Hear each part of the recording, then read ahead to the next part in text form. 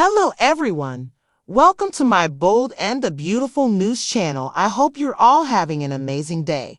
Before we dive into today's content, make sure to hit that subscribe button and show some love by giving this video a thumbs up. At Forrester, Carter recaps that expect what's to come is failing to meet expectations. Trust reminds Steffi she said she'd allow them an opportunity. Edge snorts that they allowed her an opportunity. Steffi reminds Trust they're maintaining a business. According to Trust, indeed, let me ask you once more, are you finishing Expect the Future at El Giardino? Liam tells Will he's glad to be his sibling. He believes it's cool the way that defensive he is of Katie. Elder shows up and Liam acquaints him with Will. Elder says he's Liam's ex-father by marriage and kids about Bill turning into a customary. They put away a seat for his inner self. Minister clarifies for Will that he and his dad go way back, and a large portion of it's not charming. Liam doesn't think Bill loathes him, however much he figures he does. Talk goes to Luna and the homicides. Elder doesn't know he'll at any point understand it, yet he's happy Bill got away sound. Liam says Will's mother was paying special attention to him. At Bill's place, he and Katie discuss how blissful they are that Will is back and getting comfortable pleasantly. Bill says it implies he will see a greater amount of his mom and her perfect grin. You appear to be content. Katie expresses that at that point she is extremely cheerful. Bill feels the same way. He's appreciative to have her to rest on. Katie lets him know she'll constantly show up for him. Bill has a splendid thought. He asks her to text Will to come over so they can have family time. At Forrester, Trust and Brooke think this is private. Trust's line is a piece of her personality. Edge demands it's not. Carter emphasizes that the numbers aren't where they should be. Steffi lets her father know this is her call. Trust lets Steffi know this is her opportunity. Steffi says she's off base. I'm not stopping your line. At El Giardino, Elder offers Liam and Will dessert. They simply believe coffee should go.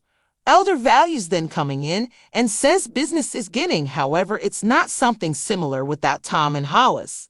Will gets a text from Katie requesting that he come to Bill's. Liam prods, did you scratch father's vehicle once more? Minister kids about Bill making the valet bubble wrap his vehicle. He contemplates whether the person knows that he is so fortunate to have Katie. Will muses, you would trust us, Minister. You truly would. Elder feels on the off chance that he possesses any intellect, he'll take the necessary steps to get her covered and not lose her. At Bill's place, Katie lets him know they need to get in total agreement before Will arrives. He demands he's been chill. Katie sees this as suspect. She knows the amount he loves Will. However, he really wants to get control it over a little. He has his own perspectives and likes to have an independent mind.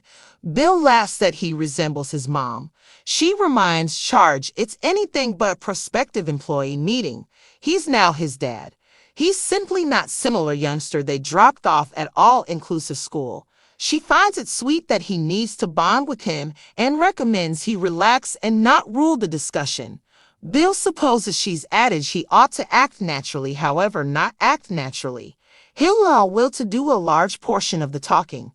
Will shows up and Bill says thanks to him for coming. He inquires, why'd you all need to see me? Charge Katie B and B. At Forrester, Steffi thinks hacking out expectation for the future would fix the monetary channel, yet at the same in the past it's been truly productive. 10 to a long time from now, the young lady will be wearing couture. They need to get the line in the groove again. Astonished, Expectation expresses gratitude toward her for her faith in the line and for allowing them another opportunity. They won't let her down. After the gathering, Brooke tells Edge and Taylor that went surprisingly good. Edge says it confused him. Taylor's shocked Steffi didn't surrender him a heads. Brooke didn't see it coming. Neither trusted. She thought that it is extremely full-grown. Taylor says he's co-president, which is as it should be. She generally goes with the best choice for the organization. She believes that Steffi understands what she's doing. Brooke thinks the line is vital to Forrester. Wouldn't you concur, Edge? Edge doesn't answer. In the plant office, Trust is refreshing Zen with the uplifting news by telephone when Steffi thumps and comes in. Trust separates and says Zende is extremely energized. Steffi tells her that her line has the stuff when done accurately. She can see the potential. That is the reason she didn't kill it. Expectations energized so that her could see the following assortment.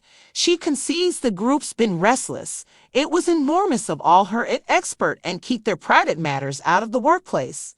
Steffi could never make it individual as long as you do what I say. At Bill's place, he tells Will they needed some family time. Will inquires as to whether they're reuniting. They say no, yet Bill inquires, would that be so terrible? Will shrugs, assuming it's what Mother needs. Katie steers the conversation in a different direction and discusses the superb recollections they made there. Bill might want to gain more family experiences there. They conclude it's the ideal opportunity for a Spencer family embrace and encompass Will. At Forrester, Brooke tells Edge it appeared as though he was refusing to compromise with Trust prior. He snorts that her line isn't dropped. Brooke moans that it just seemed like he'd have upheld Steffi, assuming she chose to scrap the line. Taylor grabs that Brooke is calling him out. Brooke simply needs a response to her inquiry. She needs to hear that he could not have possibly concurred with Steffi, assuming she cut the line. In the plant office, Trust asks Steffi, there's a condition. Steffi answers that there's one specifically. According to Trust, just let me know, and I'll attempt to get it going.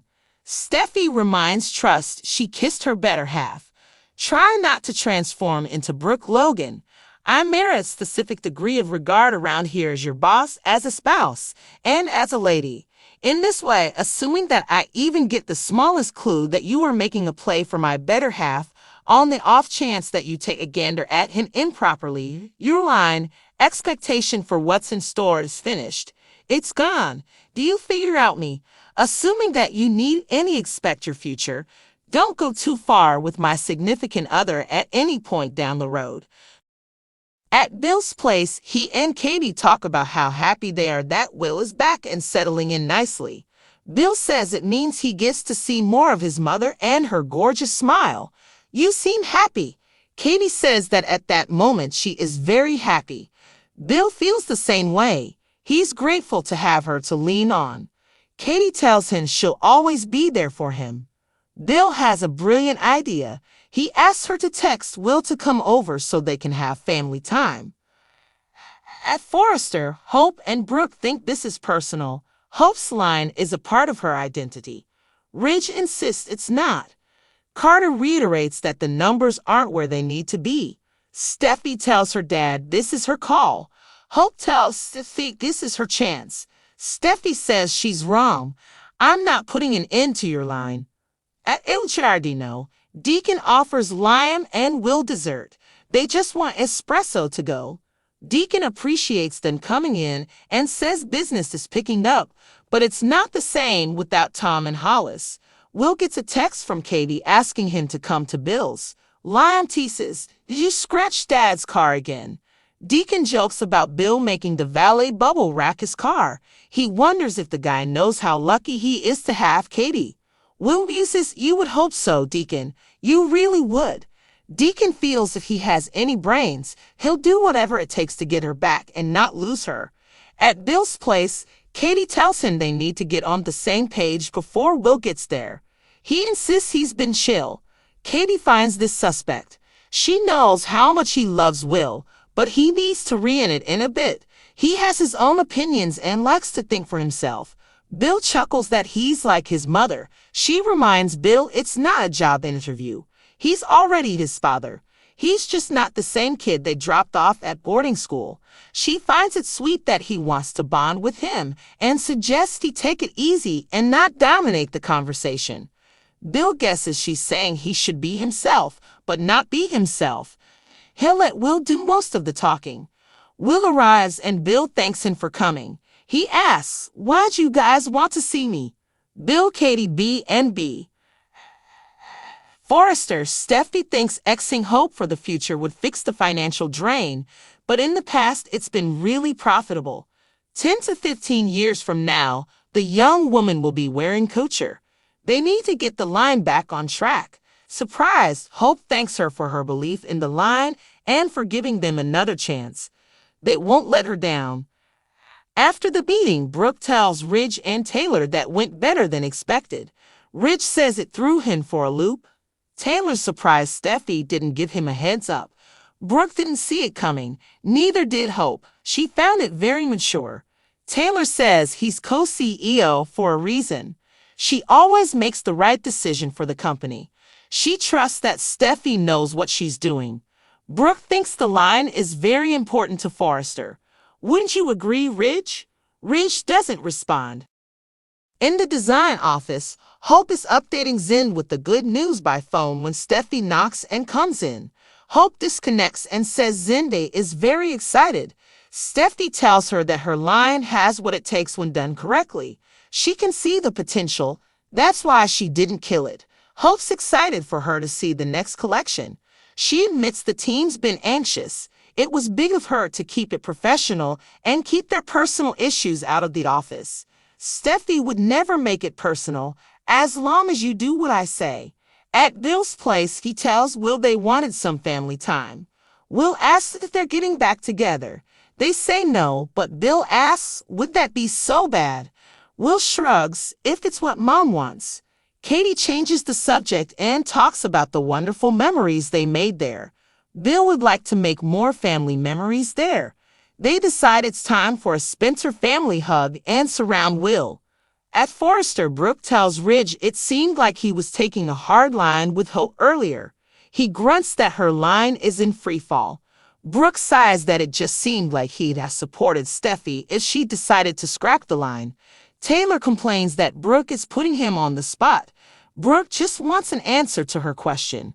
She wants to hear that he wouldn't have agreed with Steffi if she cut the line. In the design office, Hope asks Steffi, there's a condition. Steffi replies that there's one in particular. Hope says, just let me know, and I'll try to make it happen. Steffi reminds Hope she kissed her husband. Do not turn into Brooke Logan. I deserve a certain level of respect around here as your superior, as a wife, and as a woman. So if I even get the slightest hint that you are making a play for my husband, if you look at him inappropriately, your line, hope for the future, is done. It's gone. Do you understand me? If you want any hope for your future, do not cross the line with my husband ever again. Thanks for watching. Don't forget to subscribe for more updates.